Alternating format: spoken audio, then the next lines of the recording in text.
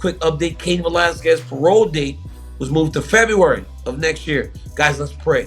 Let's pray that the champ gets to come home and start his life anew after everything that he's been through these last few years with what happened with him and that situation.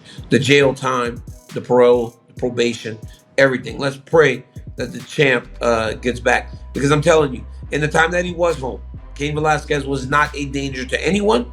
He was doing nothing more than coaching and trying to help the next wave of fighters that will be coming out of the Northern California. So hopefully he's doing good in there, and that news hopefully bolsters him as we get into the holiday season and he gets ready to come home, hopefully at the beginning of next year. So you guys pray for Cain. Keep that support strong, and make sure we are hopeful in giving our love to the champ, as it looks like he could possibly be coming to the end of this whole thing in February.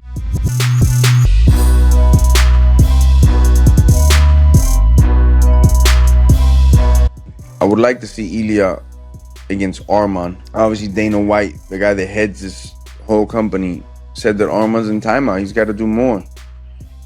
I see both sides to it.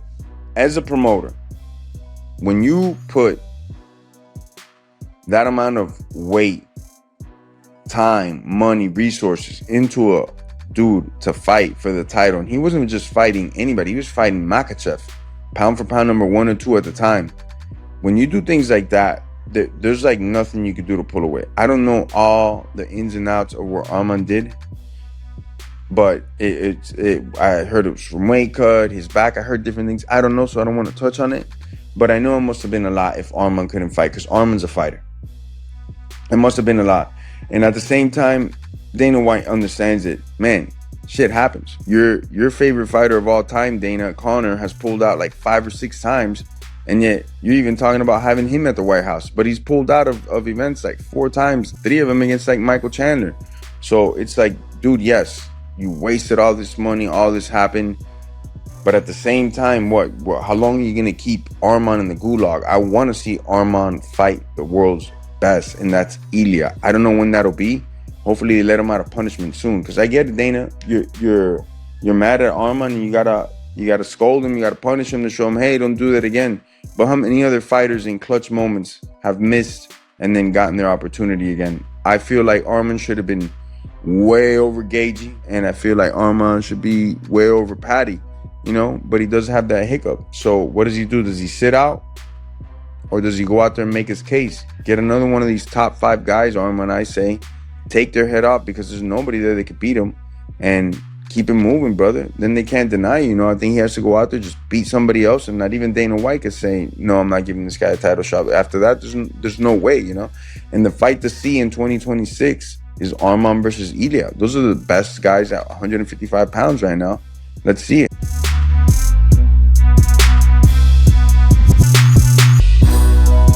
Anderson Silva put on a vintage striking display on the Netflix boxing card, stopping former UFC welterweight champion Tyron Woodley in emphatic fashion. After a measured opening round, Silva exploded early in round 2, rocking Woodley with a sharp uppercut and following it up with clean punches that sent him to the canvas. Woodley beat the count but was clearly unsteady, forcing the referee to step in and stop the fight at 1 minute 33 seconds of round 2 for a TKO win. After the victory, Silva wasn't done. He grabbed the mic and called out his longtime MMA rival Chris Weidman, reigniting one of the most iconic rivalries in UFC history. Chris, I know you hurt your arm. Bro, and I'm waiting for you to stay better. And let's go doing the show, let's go show you how ex-UFC fighters can do a good job in boxing. Respect the boxing community, that's more important. I'm waiting for you, Chris, all right?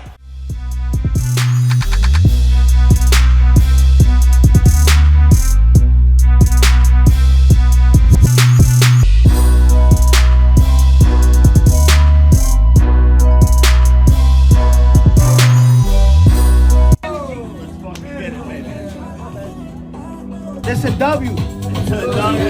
Guaranteed W. Guaranteed. Let's go. Guys, can I please get a moment of silence for Jake Paul? Guys, I do believe that Jake Paul's character will rest in peace today. He's going up against a real heavyweight, a former world champion, Olympic champion, and somebody who is so much bigger than him on size and height. I mean, guys, what are the keys? I think the only way that Jake Paul is able to win this fight is by surviving maybe 3 to 4 rounds. I mean, if you're able to do that against a former heavyweight Olympic champ, I think people will respect Jake Paul because of that. But I easily see Anthony Joshua at will getting rid of him within 1 or 2 rounds. If Jake Paul's able to survive even 2 rounds in this damn joint, like, man, I would respect him for that. But I would prefer him to fight a guy like Francis Ngannou or a Tank Davis or even a Ryan Garcia, but he chose to mess with a true heavyweight in Anthony Joshua. With that being said, guys, I give Jake Paul no chance whatsoever.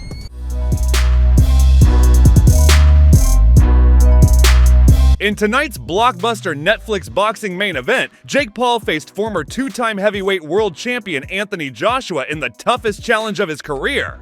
Paul showed early confidence and willingness to trade, but Joshua's size, experience, and power gradually took control of the fight. As the rounds progressed, AJ began landing the heavier shots, and in the 6th round, he broke through, stopping Jake Paul by knockout.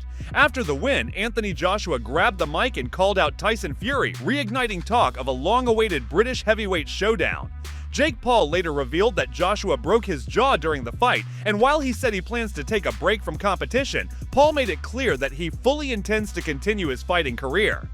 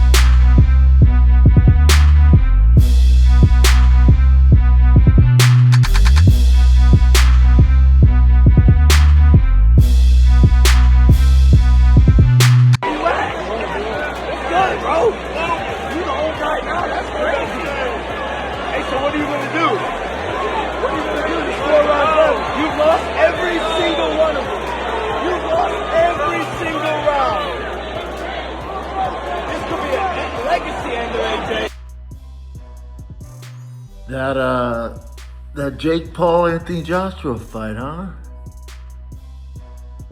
I don't know what to say, man. I haven't seen the reaction online. Something's up, yeah? Anthony Joshua didn't throw a single straight right hand for 6 rounds. He didn't cut off the ring. I'm trying to make sense of it. It's tough to pin a guy down when he's on his bike and Jake was moving so much. I'm trying to be cool. It was weird, right? Something's up. Even the knockdown where they called it. Anybody who's ever been concussed, I've been there. When he got knocked down, the first thing he did was look at his brother and say, "That was a good one."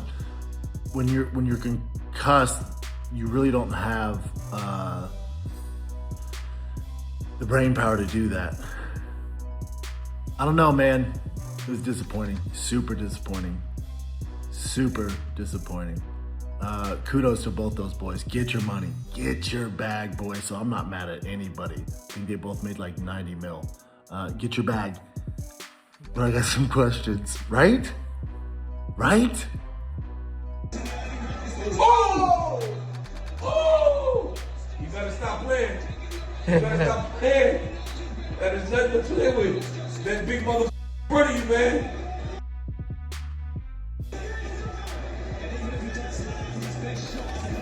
Ooh. That's it over, dog. Oh! That's Shit! crazy. That's a wrap. Don't get up. Don't get up. Stay on. Oh! That's crazy. Oh! Shit! Oh! Did you see that shit?